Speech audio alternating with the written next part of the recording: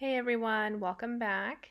Today I'm going to be teaching you how to make Swiss meringue buttercream. I had a really hard time learning how to make this at first, so I've made it time and time again, and I've finally gotten quite good, I would think. So what I'm going to do here is I'm going to measure out 600 grams of pure granulated white sugar. I'm going to add it to a large mixing bowl. And then I will be separating the egg yolks and the egg whites of 8 eggs. You'll see that in the beginning here I accidentally only do 6 eggs, but I caught myself before it was too late. I've done that before. If you don't use enough egg whites, your sugar will basically never melt, and you'll just be stirring it and stirring it and stirring forever, and it will never come together. It'll be miserable, and you'll be unhappy, and you'll be really cheesed off. I've done it. Mind you not, but it happens, mistakes happen, and we have to move forward. So I'm just going to separate the egg yolks and the egg whites. You can set aside your yolks, use them for whatever you'd like later on. In the process of doing this, make sure you have a pot of water on the stove that is coming to a boil. We're going to be putting this over a double boiler. See here, here's where I add my second eggs, my 2 more eggs. It's okay. We're all human. We're flawed. So I'm just going to give it a really good stir.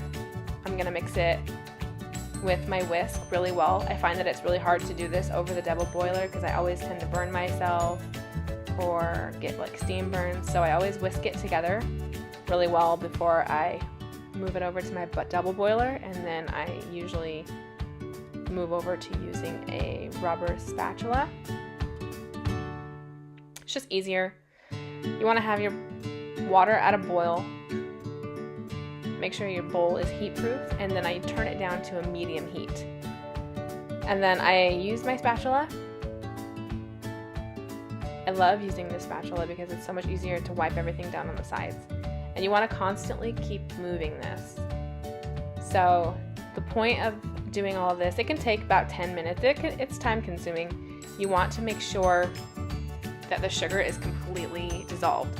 You want to be able to rub your finger down the side of the spatula or rub your fingers together, and you don't want to feel any of that granulated sugar. You want it to be as smooth as possible. That's what makes Swiss meringue buttercream so smooth and delicate, is it being, you don't want to chew into any granulated sugar. It just doesn't. I've done it. I've made it where it wasn't dissolved. And it was not very good. I mean, it was still tasty, but it just was weird. It had a weird texture. Nobody likes chewing their frosting. So you want to keep stirring this. You want to make sure that you don't get scrambled eggs here, because it can get hot, and it can get hot fast, and it can ruin it. So just keep stirring it. And if you like salt, this is where you could add in like a pinch of salt to your buttercream. Gives it a nice little kick. Some people don't prefer the extra salt. Completely up to you. I did not use salt in this recipe. Sometimes I do, sometimes I don't.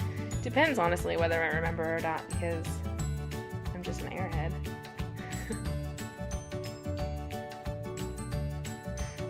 Also, some people in this step like to use their mixer, or the bowl from their mixer,